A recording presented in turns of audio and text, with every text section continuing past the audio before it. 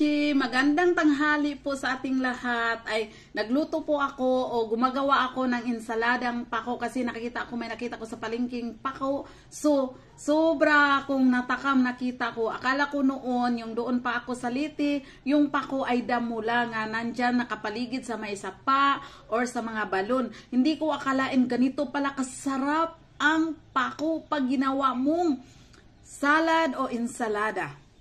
So, ngayon, yun ang ulam natin. Sobrang yummy talaga niya. At hindi ko ipagpalit ng lechon na baboy. Ayan, kakainin na natin. Harap. Yung pako, nilagyan ko ng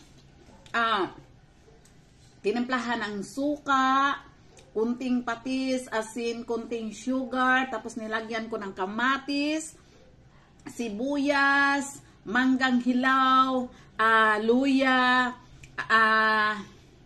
kalamansi, tapos ano pa ba nilagay ko dyan? Spring onion. Sobrang yummy. Lalo na tinitimplahan natin ng tinapa at sa may kunti pang daing. So, masisira na naman ang diet ni Belinda. Nag-diet si Belinda, hindi na nasisira kasi nakakita ng pako.